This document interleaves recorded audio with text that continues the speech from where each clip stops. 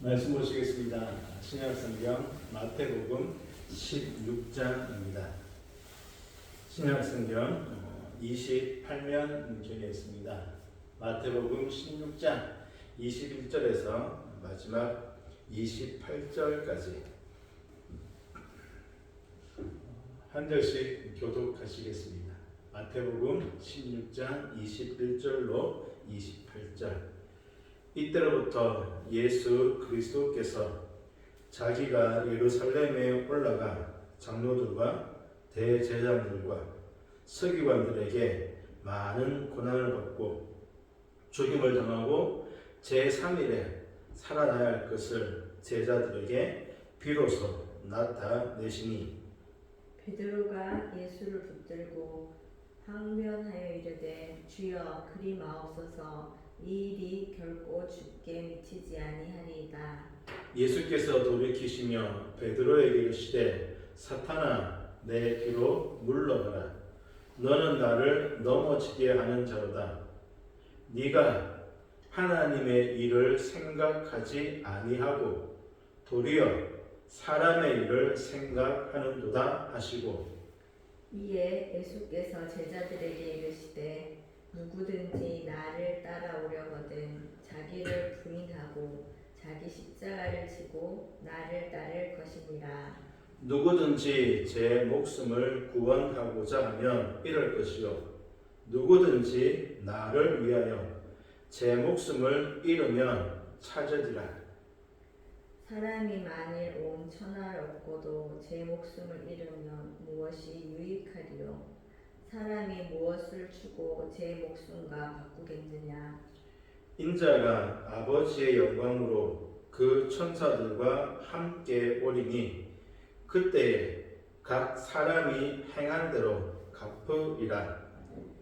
진실로 너희에게 이르노니 여기 서 있는 사람 중에 죽기 전에 인자가 그 왕권을 가지고 오는 것을 볼 자들도 있느니라. 아멘. 마태복음 16장입니다. 말씀의 제목은 깊은 고난, 깊은 믿음입니다. 깊은 고난, 깊은 믿음. 마태복음 16장은 1절 보시면 표적 논쟁으로 시작합니다. 바리새인과 사두개인들이 예수님을 시험하여 하늘로부터 오는 표적을 요구하였습니다. 이미 앞서 14장과 15장에서 보았듯이 예수님은 많은 표적과 이적을 이미 행하셨습니다. 먼저 오병이어로 장정만 5,000명을 먹이셨죠. 이어서 풍랑이 일어나는 바다 위를 걸어서 오셨습니다. 그리고 예수님께서 배 위에 오르자 풍랑이 잔잔해졌죠. 이것을 보고 제자들이 예수님을 향해 진실로 하나님의 아들입니다 라고 고백하였습니다. 그리고 게네사렛 지역에서 많은 병자들을 고치셨습니다. 뿐만 아니라 15장에서는요 갈릴리 호숫가에서 많은 병자들을 고치셨고 7병이어로 4,000명을 먹이셨습니다. 이처럼 예수님은 여러 많은 기적, 이적을 행하셨습니다. 그런데 바리새인과 사두개인들이 또다시 예수님을 시험하여 표적을 요구한 것입니다. 이때 예수님은 4절 보시면 악하고 음란한 세대가 표적을 구하나 요나의 표적밖에는 보여줄 표적이 없느니라 하시고 그들을 떠나 가시니라. 요나의 표적밖에는 보여줄 표적이 없다라고 하시면서 그 어떠한 표적도 이적도 보이지 않으시고 그들을 떠나가셨습니다.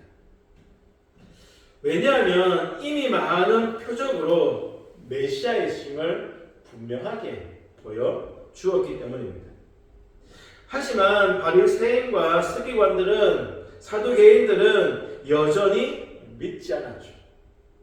그래서 또 다른 표적을 요구하지만 이제 예수님이 보여줄 표적은 요나의 표적, 즉 십자가의 죽음과 부활밖에 없습니다. 5절 이하에서는 제자들이 건너편으로 가는데 떡 가져가는 것을 잊어버렸습니다. 그러자 6절 예수께서 이르시되 삼가 바리새인과 사두개인들의 누룩을 주의하라. 예수님은 제자들에게 바리새인과 사두개인들의 누룩을 조심하라라고 하셨습니다. 그런데 제자들은 예수님의 이 말씀을 이해하지 못했죠. 오히려 떡을 두고 온 것을 걱정, 염려하였습니다.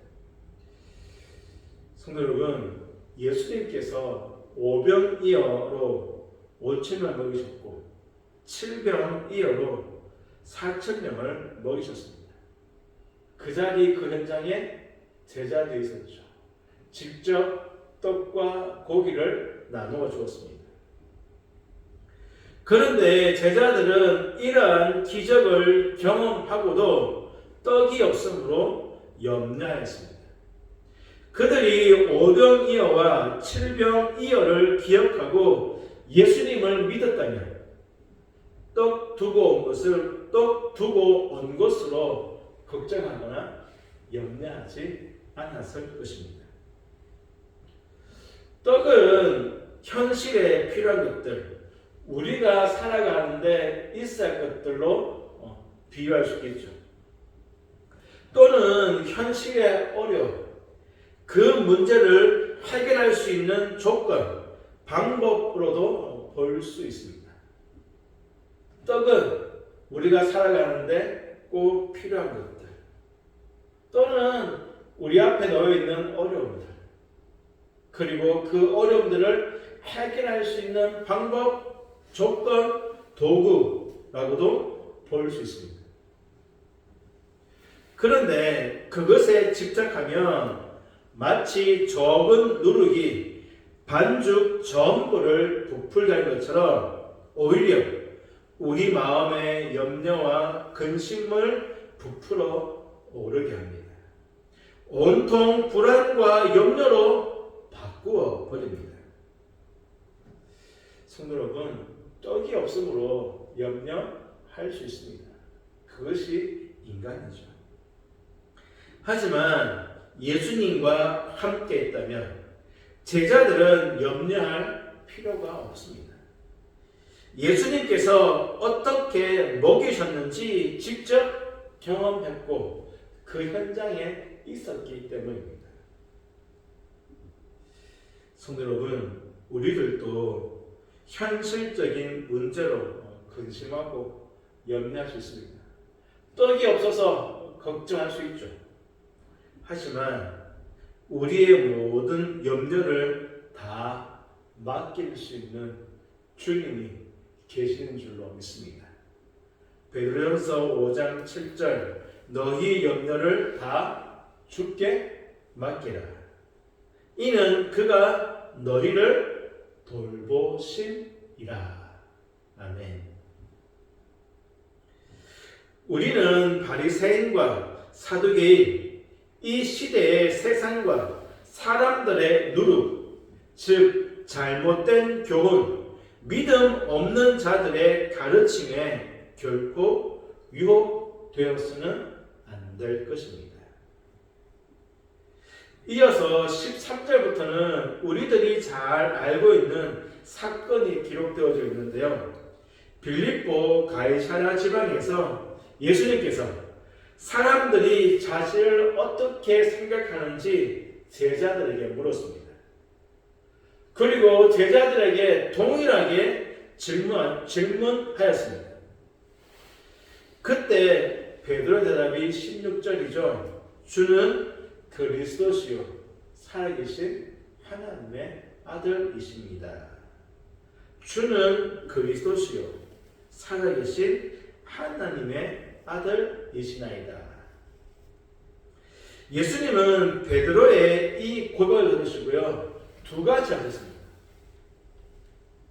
예수님, 당신은 메시아이시고, 당신은 구원자이시고, 당신은 하나님의 아들이십니다. 라는 이 신앙 고백을 듣고 난 다음에 예수님께서 두 가지 하셨습니다.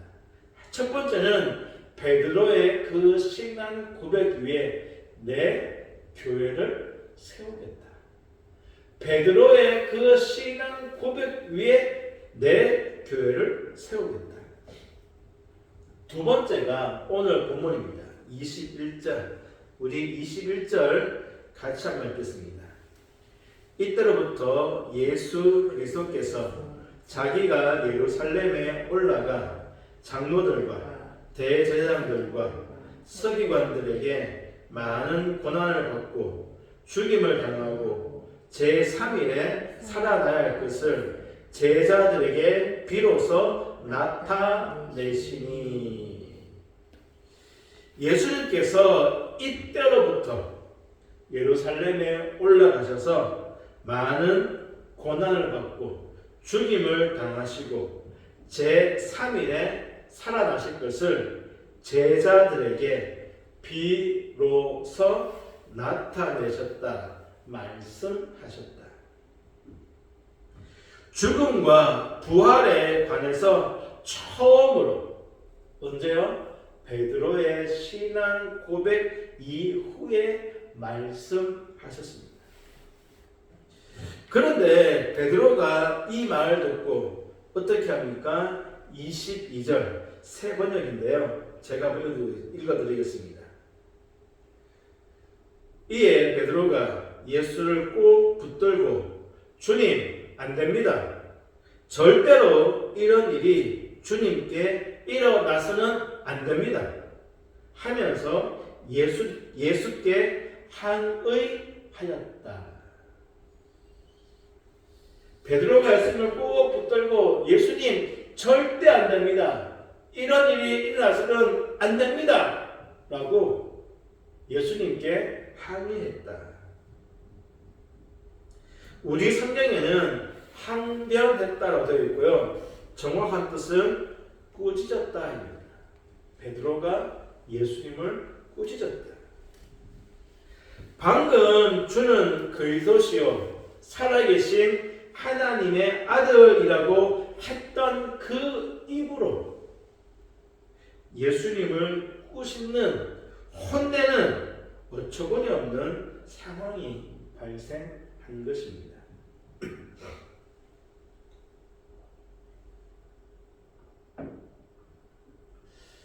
그러자 예수님은 베드로를 사탄이라고 부르시면서 나를 넘어지게 하는 자니 뒤로 물러가라.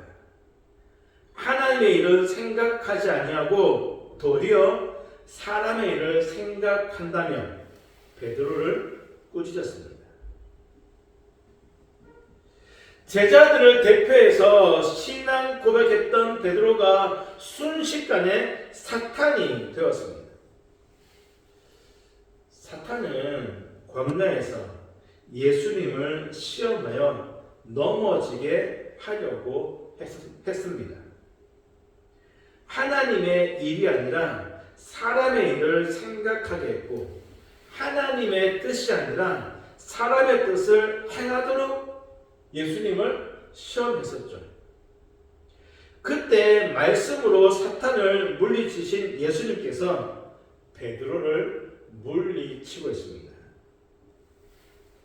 이 순간만큼은 베드로가 예수님과 함께 그 길을 걸어가는 제자가 아니라 예수님의 길을 방해하는 걸림돌이 되고 말았습니다.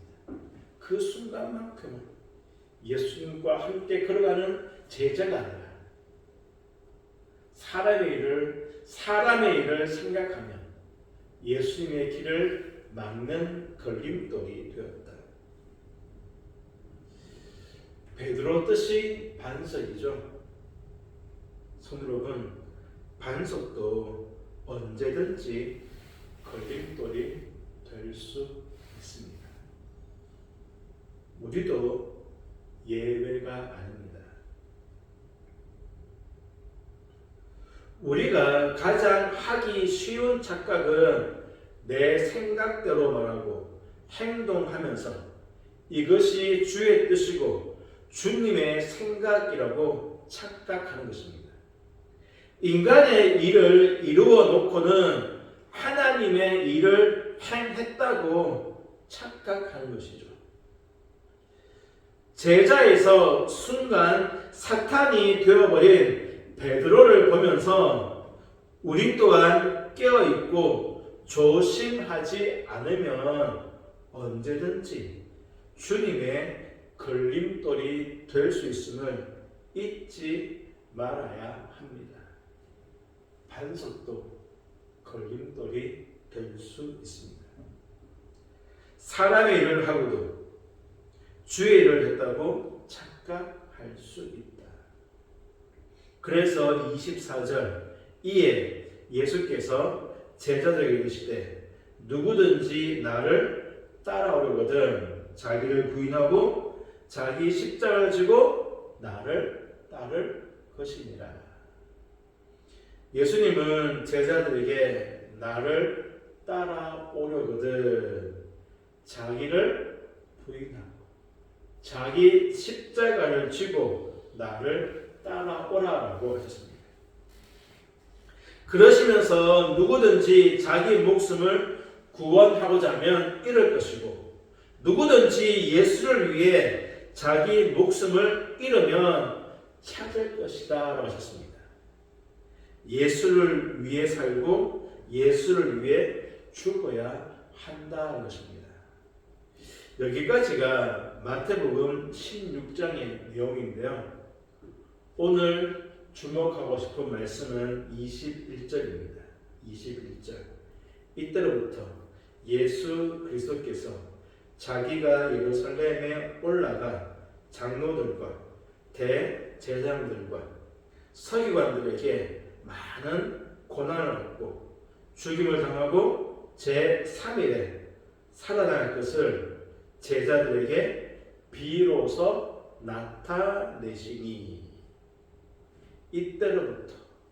이때로부터 예수님께서 비로소 말씀하셨습니다.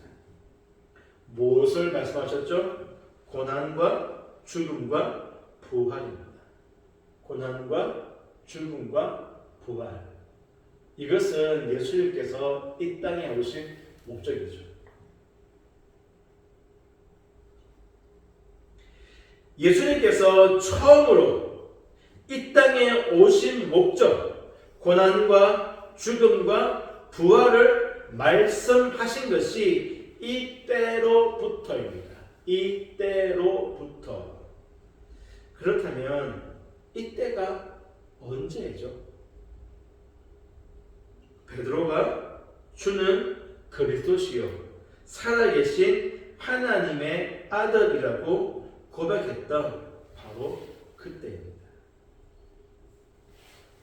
제자들이 비로소 예수가 누구인지 알기 시작한 때입니다. 오병이어 칠병이어 기적을 경험하고도 떡으로 근심하였던 어리석은 제자의 모습이 아닙니다. 표정만 구하던 바리새인과 사두개인들과 별반 다른 것이 없었던 제자들이었습니다. 그런데 이제 비로소 제자들이 예수님에 대해 눈이 열리고 귀가 열린 것입니다. 그래서 주님을 구원자이시며 하나님의 아들이시라고 고백한 것입니다. 제자들의 믿음이 깊어진 것입니다.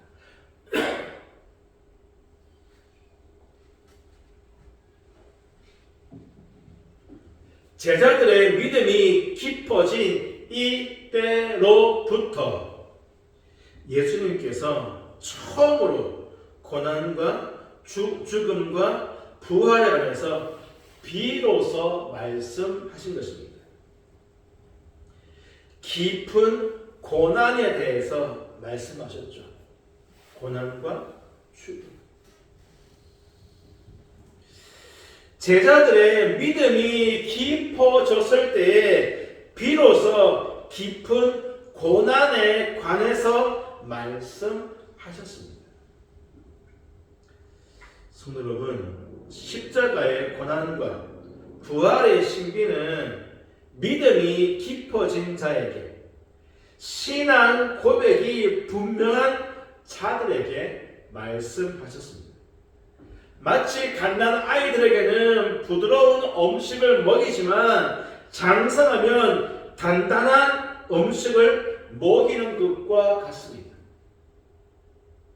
비로소 제자들이 예수님이 누구신지를 알고 그들의 마음으로 온전한 신앙 고백, 주는 그리스도시요 살아계신 하나님의 아들이십니다, 깊은 믿음이 되었을 때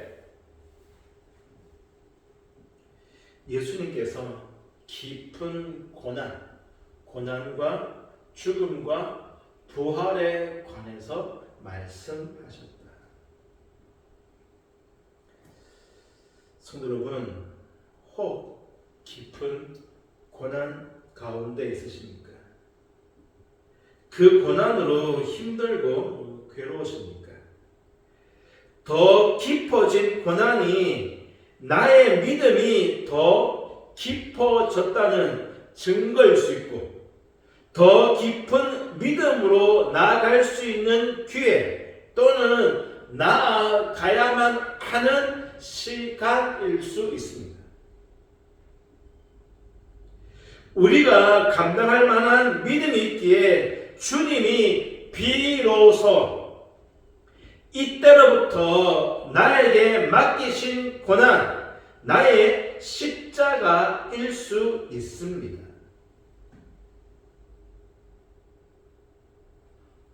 우리의 믿음이 깊어졌기에 더 깊은 고난으로 우리를 초청하신 것입니다. 고난과 심지어 죽어야지만 얻을 수 있는 부활의 신비는 분명한 신앙 고백, 깊은 믿음이 있는 자들에게만 주어지는 예수님의 초대이자 또한 주님의 놀라운 축복인 것입니다. 24절 메시지 성경입니다. 성도님들은 24절 보시고요, 제가 읽어드리는 메시지 성경은 귀로 한번 들어보시기 바랍니다. 누구든지 나와 함께 가려면 내가 가는 길을 따라야 한다. 결정은 내가 한다. 너희가 하는 것이 아니다. 고난을 피해 달아나지 말고 오히려 고난을 끌어안으라. 나를 따라오너라. 한 번 더 읽겠습니다. 누구든지 나와 함께 가려면 내가 가는 길을 따라야 한다. 결정은 내가 한다. 너희가 하는 것이 아니다. 고난을 피해 달아나지 말고 오히려 고난을 끌어안으라. 나를 따라오너라. 성도 여러분, 제자들이 비로소 예수님이 누구이신지 알 때, 믿음이 깊어졌을 때, 그때에야 비로소 예수님께서 고난과 죽음, 그리고 그 고난과 죽음을 통과해야만 주어지는 부활에 관해서 말씀하셨습니다.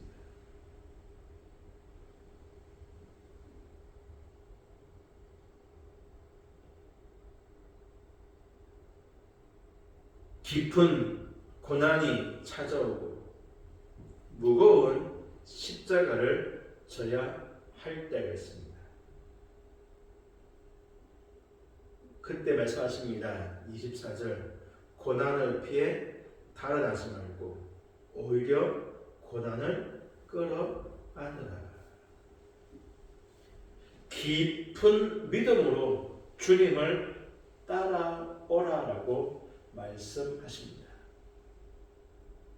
성도 여러분, 깊은 고난이 있다면 깊은 믿음으로 그 고난을 끌어안고 주님을 따라가야 하는 줄로 믿습니다.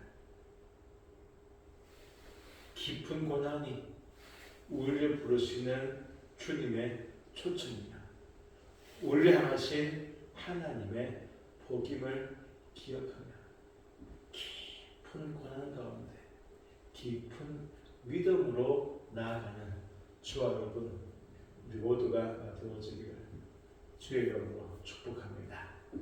기도하시겠습니다. 하나님, 이때로부터 예수님께서 고난과 죽음과 부활에 관해서 비로소 제자들에게 처음 말씀하셨습니다. 베드로와 제자들이 예수에 관해서 올바른 신앙 고백을 하고 난 다음에 깊은 믿음이 되어졌을 때 깊은 고난에 관해서 말씀하셨습니다. 아버지 하나님, 혹 우리 앞에 고난이 있습니까? 쉽사리 변하지 않는 환경이 있습니까? 애타게 기도하지만 응답되지 않는 고통이 있습니까? 더 깊은 믿음으로 우리를 초청하시는 초청이며 우리에게 복 주시기 위한 그 때인 줄 압니다. 그에게 피하지 말고 그것을 끌어안고 주님을 따라가는 우리의 믿음, 우리의 발걸음 되어주려 합니다. 깊은 고난 가운데 깊은 믿음으로 나갈 수 있도록 역사하여 주옵소서. 예수님의 이름으로 기도하옵나이다. 아멘.